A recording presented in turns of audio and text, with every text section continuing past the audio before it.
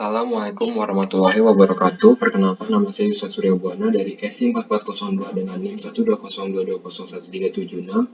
Dalam rangka mengerjakan tugas dasar keuangan sistem informasi minggu ke-9, saya akan membahas mengenai e-wallet. Di video ini saya akan membahas mengenai pertama, apa itu e-wallet, kedua kelebihan dan kekurangan dari e-wallet, ketiga contoh dari e-wallet, keempat perbedaan e-money dan e-wallet, kelima standar yang diusulkan oleh W3C untuk dompet elektronik, dan keenam studi kasus. Nah, untuk e-wallet, apa itu e-wallet? E-wallet atau dompet elektronik adalah salah satu bentuk financial technology atau fintech yang menjadi alternatif metode pembayaran dengan memanfaatkan media internet. Atau dari sumber lainnya yaitu Wikipedia, e-wallet adalah salah satu layanan elektronik yang berfungsi untuk menyimpan data dan instrumen pembayaran yang antara lainnya adalah alat pembayaran dengan menggunakan kartu dan juga uang elektronik, di mana menampung dana dan juga melakukan pembayaran. Nah, untuk kelebihan dan kekurangan dari e-wallet, yang pertama itu dari kelebihannya adalah terhindar dari uang palsu, di mana kalau misalnya menggunakan e-wallet, teknologi uang digital yang tersimpan dalam e-wallet sendiri masih susah untuk ditembus dalam hal keamanannya. Karena setiap melakukan transaksi digital, baik pihak penjual maupun pihak pembeli tidak perlu lagi memikirkan kembalian, karena e-wallet sendiri memangkas saldo hingga satuan desimal yang sesuai dengan jumlah pembayaran.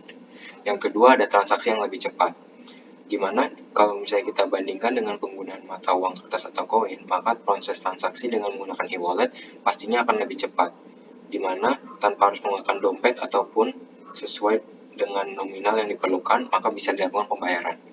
Yang ketiga sendiri adalah menghindari penyebaran virus bakteri, terutama di masa pandemi. Nah, untuk kekurangan dari e-wallet sendiri, yang pertama adalah merchant yang masih terbatas, di mana masih sedikit pihak merchant atau pihak yang menerima transaksi digital, karena masih minimnya infrastruktur internet yang ada di Indonesia. Tetapi seiring dengan perkembangan waktu, bisa dipastikan akan semakin banyak pihak merchant yang menerima pembayaran dengan e-wallet. Yang kedua, adanya biaya transaksi, di mana kalau misalnya menggunakan e-wallet masih dipotong dengan biaya transaksi dari e-wallet sendiri. Yang ketiga, di mana menjadi lebih konsumtif.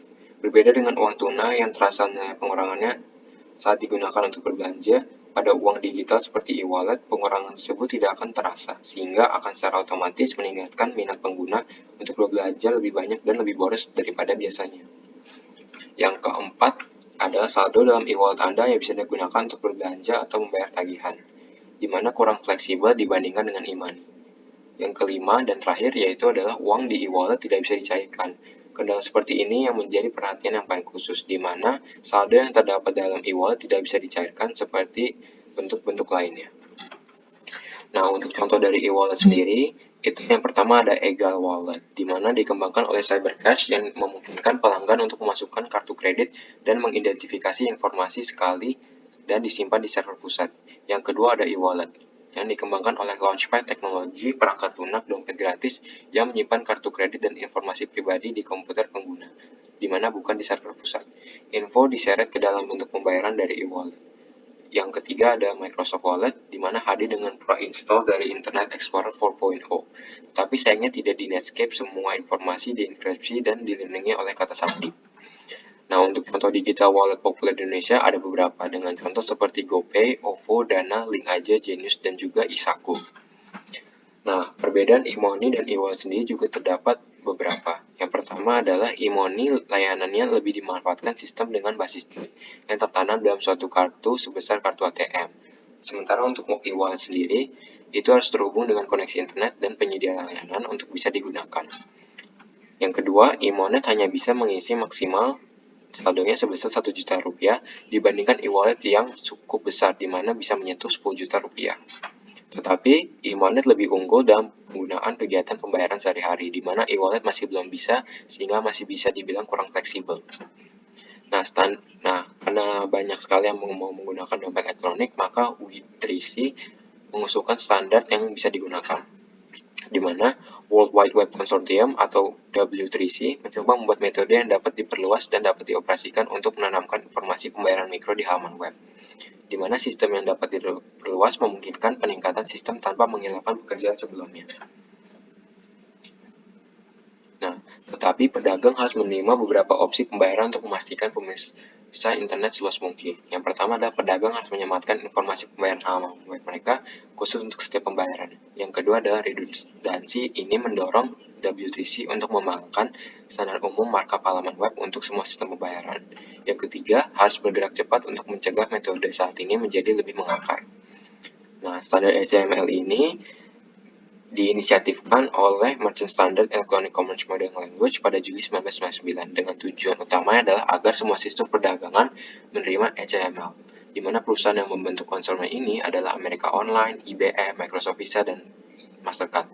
Tetapi tidak jelas bagaimana standar ini akan menggabungkan standar privasi yang ditentukan oleh W3C. Untuk studi kasus sendiri yang ada di Indonesia bisa dilihat seperti berikut, di mana transaksi elektronik sekarang aplikasi dompet digital atau e-wallet semakin meningkat dalam 3 tahun terakhir. Karena adanya pandemi juga yang menjadi pendukung, dianggap praktis, aman, cepat, dan juga menawarkan berbagai keuntungan. Tetapi dalam 3 bulan terakhir ini, penggunaan e-wallet sangat bertumbuh pesat. Tidak hanya digunakan oleh pembayaran di gerai offline, tapi juga di pembayaran online. Untuk mengetahuinya, maka Snapchat telah melakukan survei online dalam September sampai Desember dengan responden 1.000 orang, di mana Shopee yang tercatat sebagai merek yang paling sering digunakan dengan 50%, diikuti dengan OVO 23%, GoPay 12%, Dana 12%, dan Link Aja 3%. Di mana 5 brand ini sangat populer karena pembayaran mereka melakukan promosi dan menjalin kerjasama dengan berbagai merchant, sehingga sangat dikenal konsumen dan cakupan fitur mereka yang cukup banyak. Tetapi walaupun terdapat sisi positif yaitu pengembangan e-wallet yang semakin populer, tetap saja terdapat kasus-kasus yang menimpa pengguna-pengguna e-wallet. Contohnya bisa dilihat dari kasus Aura Kasih, salah satu selebgram yang e-walletnya dibobol sebesar 10 juta. Nah, hal-hal ini yang membuat persepsi risiko berpengaruh negatif terhadap pengguna e-wallet, di mana tingginya persepsi penggunaan terhadap risiko penggunaan e-wallet, maka akan menurunkan penggunaan e-wallet sendiri. Tetapi kasus-kasus seperti ini telah ditangani oleh Bank Indonesia dan juga pihak dari e-walletnya sendiri, sehingga semakin lama makin banyak juga orang-orang yang terus percaya terhadap pengembangan e-wallet. Setelah dilihat oleh data-datanya dan juga studi kasusnya, kemungkinan besar bahwa e-wallet akan menjadi pengaruh besar dalam perekonomian Indonesia dan juga mungkin lama-lama mengganti sistem perekonomian Indonesia menjadi lebih digitalisasi. Sekian, terima kasih atas perhatiannya. Mohon maaf bila ada salah. Wassalamualaikum warahmatullahi wabarakatuh.